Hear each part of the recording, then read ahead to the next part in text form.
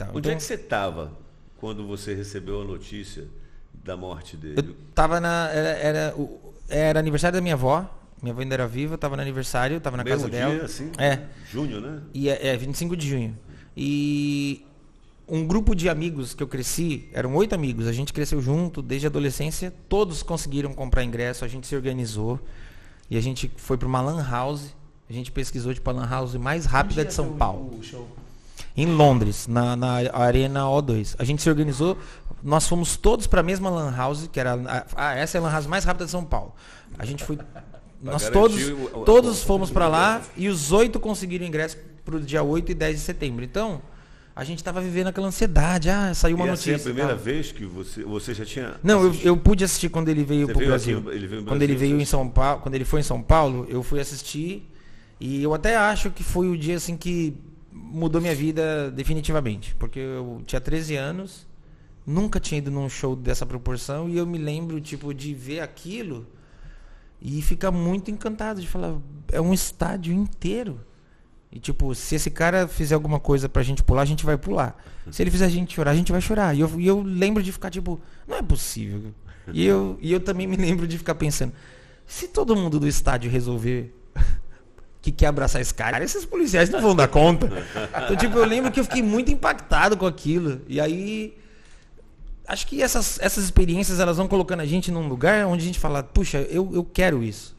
Sabe, eu quero viver isso. Por isso que eu lhe fiz aquela pergunta assim sobre o sentimento que você teve no momento que você recebeu a notícia. Para mim... o cara estava no auge, bicho. É.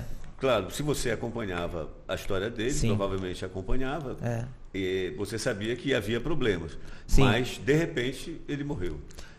Não, e assim, ele tava... Esse retorno dele era uma coisa que ninguém esperava que fosse da forma que foi, né? Ele esgotou 50 shows. Por todo mundo. Não, essa é a coisa mais louca. Ele adorava fazer shows, mas ele odiava viajar. Tem algumas declarações dele falando que para ele era muito difícil e pesado a viagem. Viaja, monta aquela estrutura. Então ele não gostava da viagem, mas gostava do show. Então a proposta que fizeram para ele foi o seguinte: você vai para Londres, fica em Londres e você vai fazer 50 shows em Londres.